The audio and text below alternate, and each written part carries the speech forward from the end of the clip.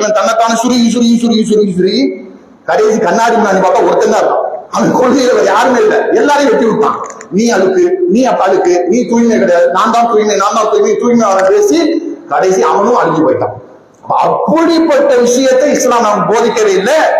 உறவை பேணணும், உறவுகளுக்கு செய்ய வேண்டிய கடமையை செய்யணும், அதுல மிக கவனமாக இருக்கணும்.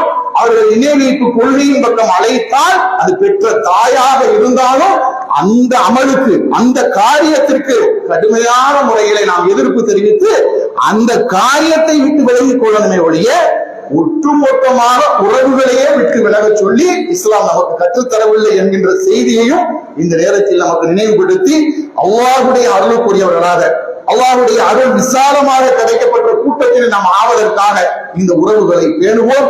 அல்லாஹ் நமக்கு அருள் புரிவானாக.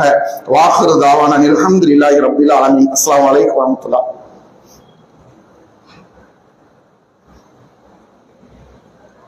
அஸ்ஸலாமு அலைக்கும் வரஹ்மத்துல்லாஹி வபரகாத்துஹு.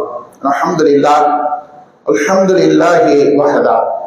அன்பிற்கும் பாசத்திற்கும் உரிய அருமை சகோதர சகோதரிகளே, நாளை மறுமை நாளிலே ஒவ்வொரு மனிதனும் நரகத்தை கடக்காமல், அவர் சுவனவாதியாகவே இருந்தாலும் நரகத்தை கடக்காமல் சுவனத்திற்கு போக முடியாது.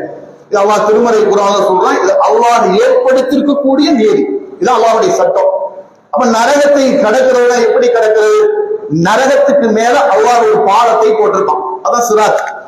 அந்த பாலத்தை கடப்பதற்கு அந்த பூமியில வாழும்போது நாம் செய்த அமல்களின் அடிப்படையில, அமல்களை பொறுத்து மின்னல் வெற்ற நேரத்துல கடந்து போயிடுவாங்க ஒரு கூட்டம் கண்ணை மூடி கண்ணை திறக்கிறதுக்கோ போயிடுவாங்க, ஒரு கூட்டம் வேகமாக பறக்கக்கூடிய வேகமாக வீசக்கூடிய காற்றை போல போவாங்க, பறவைகள் பறந்து செல்வதை போல் போவாங்க, குதிரை வீரன் குதிரை ஏறி வேகமாக போவதை போல் போவாங்க, சிலர் ஓடுவாங்க. அமல்கள் குறைய குறைய குறைய குறைய குறைய அந்த வேகம் குறைஞ்சுக்கிட்டே வரும். அந்த பாலத்தை கடப்பதுல அமல்கள் குறைஞ்சு குறைஞ்சு ஒண்ணுமே இல்லை அப்படின்ற மனிதர்கள் என்ன செய்வாங்கன்னா அது வழுக்கலான ஒரு பாலமாக இருக்கும், வலிக்கு விடுவாங்க.